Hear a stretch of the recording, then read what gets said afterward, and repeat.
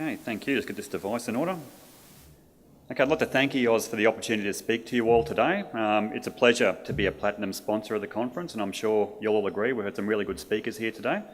So I figure I've got about 9 minutes left now to tell you a little bit about Careers Australia and what we do, and I'll definitely make sure I keep the time. To take the heat off our wonderful MC, my colleague Greg in the far corner there will wave his arms wildly when I'm down to 1 minute, so I'll definitely make sure I don't take too much of your time. So my title, as you can see there, is Manager Workforce Consulting. I'll tell you a little bit more about that shortly, but it's a very new role. I've only been with Careers Australia for 6 months now. Oddly enough, I came straight from industry. So I guess to give you a quick background, prior to coming to Careers Australia, I contracted to Lang O'Rourke in the training and compliance area. Before that, I was National L&D Manager at Silcar, and way back in the distant past, I was the Industry Engagement Manager for the Energy Industry Skills body in Queensland. So I've had the pleasure of working with EOS now from 3 different perspectives: the Industry Skills body, industry, and now the RTO. So I'd like to echo the sentiments of Alan Hicks earlier and acknowledge the good work that EOS does do, and I hope they continue to play that role for us for years to come. So just to move forward. Okay, now one thing I will say to you in advance, there's a lot of information packed into these slides. Why is that? Marketing 101. If you've got a PowerPoint that's potentially going to go out to every single conference delegate, or at least every conference delegate will have access to it, put as much information into it as you can. I'm not going to be reading off the screen too much. I'll let you do that at your own leisure, but I will cover the key points. So basically, in terms of who we are, clearly we're a large private RTO, one of the largest in Australia. We do have an extensive range of courses which I'll give you a snapshot of shortly. We're very much about customisation. You'll hear a lot of RTOs talk about that, but we are heavily into that. We're about delivering high quality training solutions. We're very much into flexible delivery and have been for years, and that's very much in line with what EOS have been talking about during the conference. I sat in the electrotechnology session yesterday, fantastic session where we learnt about the LMS, the blended learning resources, the assessment, and if I have anything to do with it, Careers Australia will be jumping right on board with that and making it an important part of our delivery to our students. We do have now it's a shameless self-promotion. We do have a workforce consulting area now, which I'm the head of. So I've come over into the business to sort of build our income streams away from your traditional government-funded courses. So we're very much about fee-for-service training. So even though there was talk earlier about RTOs being dependent upon funding, we've certainly started to spread our wings, bring more fee-for-service business into the organisation. And the workforce consulting area I head up is really all about helping organisations understand what training their workforce requires. So we assist with training needs analyses, competency frameworks, competency profiles, if you like, workforce development plans, and for a very new part of the business, it's certainly going great guns for us and we're growing quite rapidly there. And I guess that reflects the need of an RTO to be more top-down in their approach with industry. So rather than reactively addressing a need to train 10 people in this particular qualification, it's all about going higher up into the organisation and helping them understand what training their workforce requires, how you can help them get that training, and it's certainly about providing value.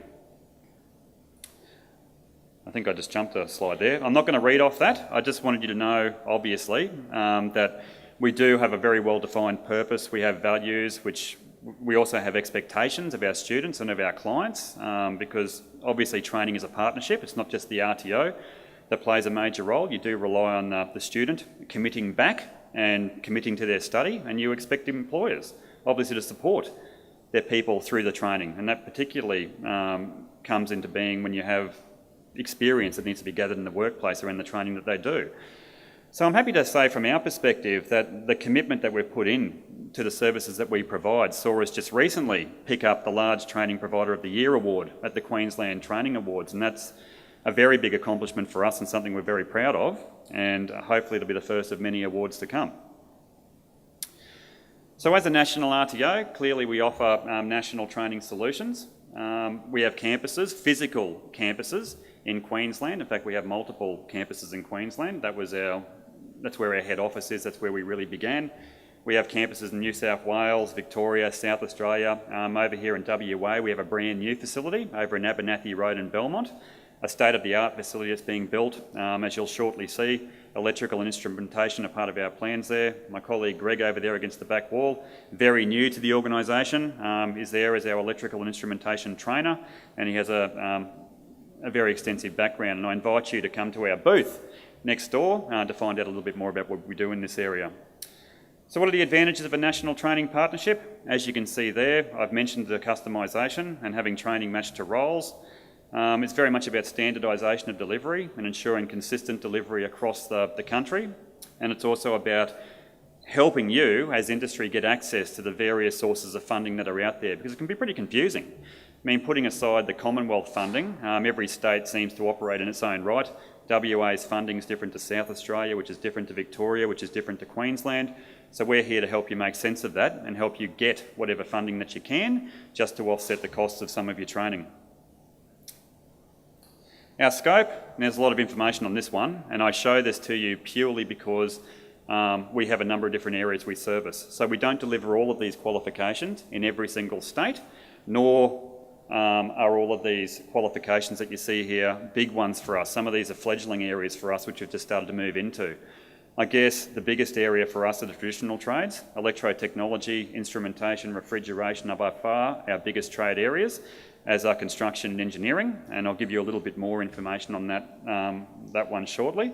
Before I do, just to re-emphasise what I mentioned before about our locations, there they are up there on the screen. So as you can see, in Queensland we have a pretty strong presence from north in Queensland all the way down to the south, including Toowoomba and the Gold Coast, and you can see where we're based in terms of New South Wales, Victoria, South Australia, and our new facility here in Perth. We also have a presence, albeit fledgling presences rather, internationally. So we are starting to do a lot more work, particularly in Papua New Guinea and countries like that. So we do have global aspirations, and they're really starting to bear fruit for us.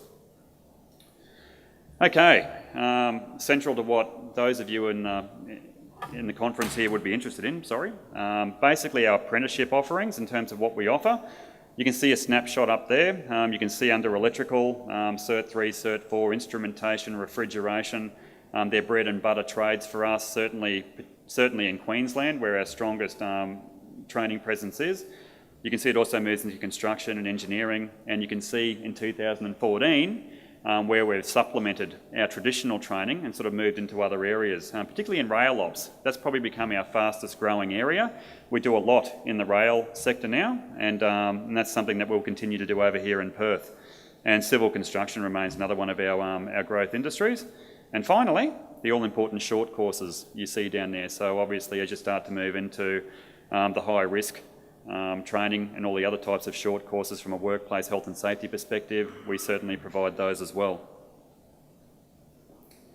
Just to give you a quick regional snapshot, I didn't want to make it all about statistics, but if I take the first quarter result from Queensland, basically the first quarter is wrapped up, and we saw 346 new training contracts across 152 employers just in Queensland alone. So I wanted to give you this snapshot so you could see basically the industry spread of our apprentice business.